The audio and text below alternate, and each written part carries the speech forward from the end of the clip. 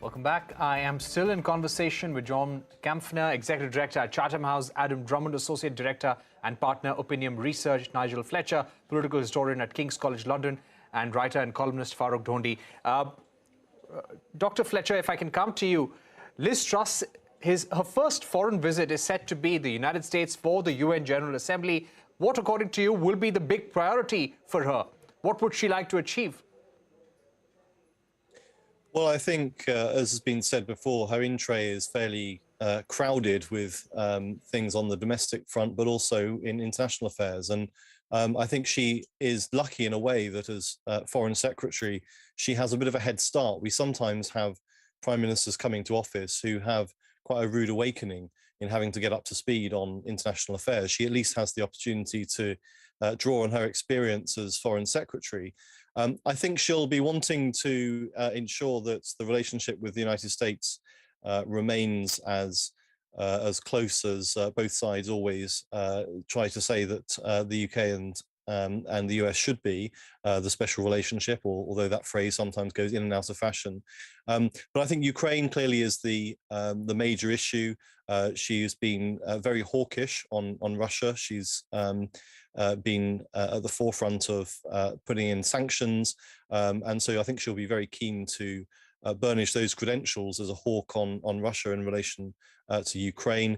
You say her first visit will be to the UN. I think it's a fair bet that pretty soon after that, she will probably be going to Ukraine to meet President Zelensky.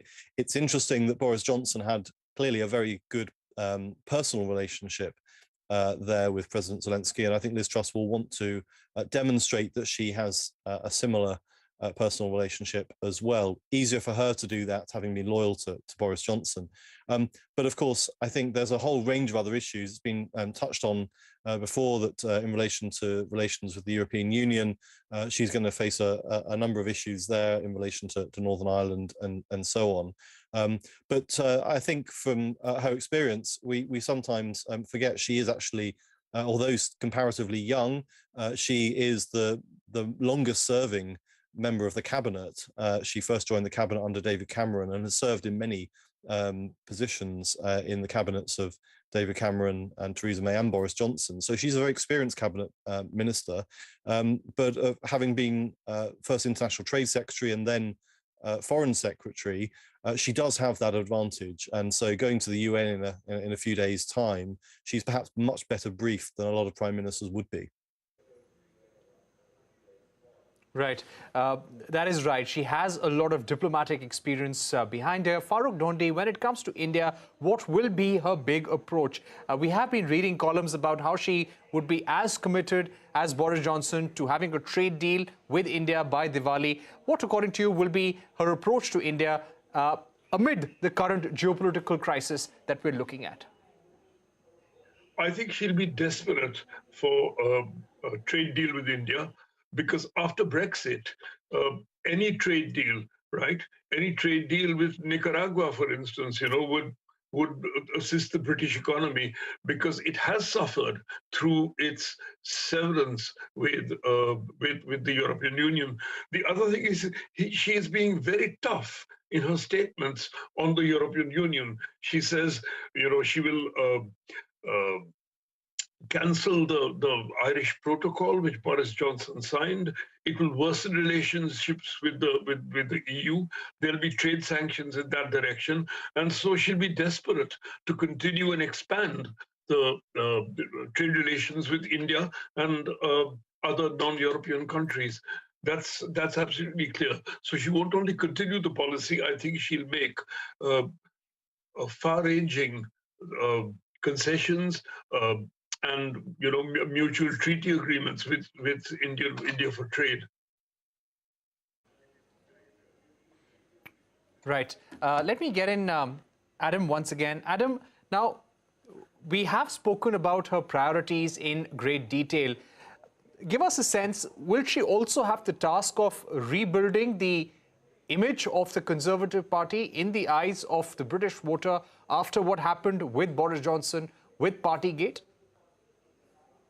Well, the main thing, as John and Nash, I believe, have mentioned, is that you've got this enormous energy bills crisis coming down the tracks. So everybody has kind of priced in that there was going to be some sort of major intervention by the government.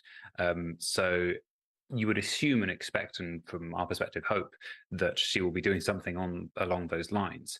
The question is whether or not that boosts the Conservative Party, or whether it is just expected and it's the bare minimum. The other point is that, of course, when the Conservatives won in the 2019 election, it was a very disparate group of different types of voter that they pulled together. They had social conservatives who want a big state and lots of spending on healthcare, etc. And then you had small state liberals who want lower taxes above everything else and to cut back on social spending, etc. So Boris Johnson managed to coalesce those different groups together who have really quite different priorities.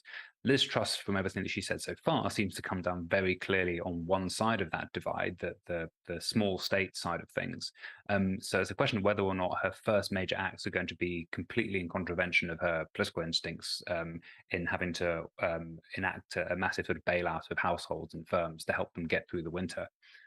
More generally, though, there's the fact that the Conservatives have been in power since 2010. There's a definite feeling of sort of tiredness and exhaustion to the party. Maybe a new prime minister can bring a sense of energy to things, and essentially they do have sort of fresh ideas. But generally, sort of the sort of political pendulum and time is not really on their side. Right. My final question to John. When it comes to China, what, according to you, will be her approach? It will be, or at least she is flagging it to be, very similar to her Russia approach. Previously, there was a thing called the Integrated Review, which was the security and defense review that the British government's come up with every 5 years.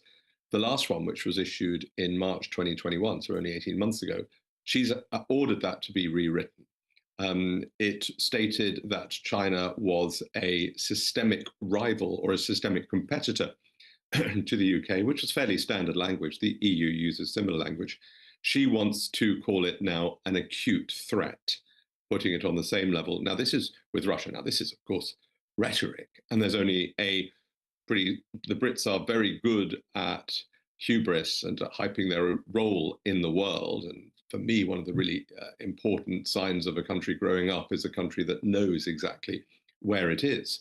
And so the Brits have only got a certain amount of traction with China. They should definitely, they will be folding very much behind the United States and now Australia and Japan as part of the AUKUS deal in their Indo-Pacific area. But it will be a much more confrontational one. It will much more be a friend or foe, a goodies and baddies, dictatorships and democracies one.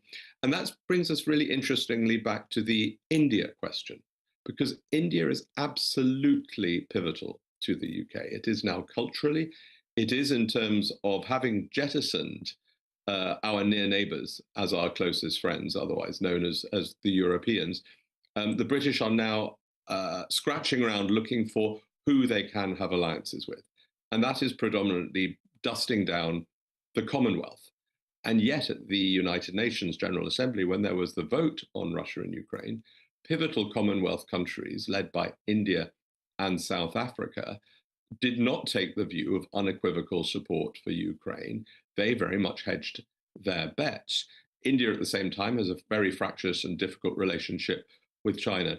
So it will be absolutely, as Farouk said earlier, she will go hell for leather to sign a trade deal with India. Whether or not it's good for British business is moot, because I think the Brits will compromise in order to get it over the line in time for Diwali. But they will do pretty much anything and everything to keep India and other Commonwealth states as close as possible.